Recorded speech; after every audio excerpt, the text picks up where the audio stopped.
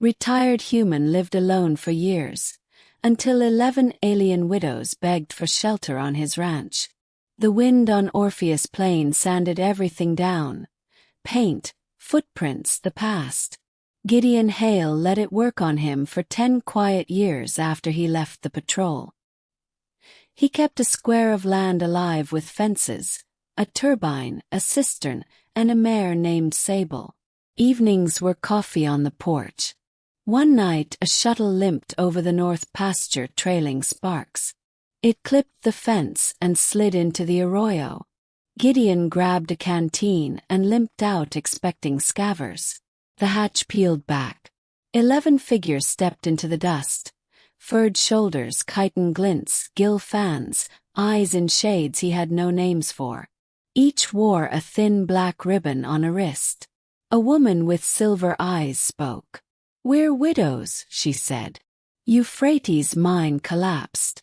The company revoked our housing. We were told to scatter. Please, one night of shelter." Gideon saw grief hanging from every set of shoulders. He also saw calluses. "One night," he said. "We'll talk at sunup." They made pallets in the barn between hay bales and a retired survey drone. Lantern light eased the strangeness. Names found him: Seema of the Gilfans, Koro with basalt skin, Mira with mothwing ears, Talon who moved like a blade, Rue with living braid hair, Osa with healer's calm, and others whose quiet filled gaps. They cooked beans and flatbread and ate without waste. At dawn, they were already mending the fence their landing had wrecked. Rue climbed the turbine and tuned the vanes. Mira coaxed Sable with low whistles. Seema mapped the arroyo's flash paths with chalk. No one waited to be told a job. Gideon watched until something tight in his chest loosened. "You can stay," he said, surprising himself. "Not as charity. As hands. This ranch works or it dies." They nodded, some with tears that dried to pale tracks. Work gathered momentum. The cistern got a new liner. The west ridge took seed. A gate Gideon had promised to fix stood square by noon. In the evenings, 12 chairs, 12 cups, stories braided with quiet. The ribbons stayed, but voices warmed. Gideon laughed. Rusty, then better. Trouble found them a week later. A convoy dusted the horizon. Company men, 2 deputies, a flatbed with cages.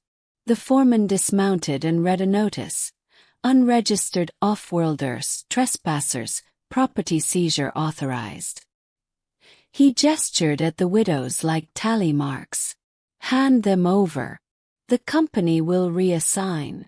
Gideon planted himself at the gate. "This land's charter includes sanctuary," he said, pulling a brittle document from his vest. Clause 17, line rider law from his patrol days. "Anyone who works the ranch is of the ranch. You want them, get an order from a judge and step over my fence to try." Talon stood beside him. Koro's basalt skin caught the sun like a wall. The foreman smiled thinly. "We'll be back." They were at night with drones low and quiet. The widows were ready. Seema flooded the arroyo from the cistern, turning the approaches to slick clay. Mira sent Sable galloping with bells on her saddle to draw off scouts. Talon's snares lifted 2 drones into the mesquite like caught hawks. Gideon climbed the windmill with an old signal lamp and broadcast Clause 17 to every neighbor within range. "Witness," he said into the dark. "See if the law means anything out here." Lightning forked over the flats and rain came in sheets. The convoy tried the gate anyway. Koro and Talon braced it with a fallen beam. Rue's braids rooted into the mud and held like a hitching post. Gideon met the foreman in the glare of headlights and storm. "They made this place livable," he said. "You'll have to go through us." Headlights appeared behind the widows. Old cowhands, a teacher from the Ridge School, a ragged quartet from the solar farm. Neighbors parked in a line and turned on every light they had. The deputies decided they had elsewhere to be. The foreman cursed and retreated, his convoy hissing away through flooded flats. Dawn smelled like wet dust and coffee.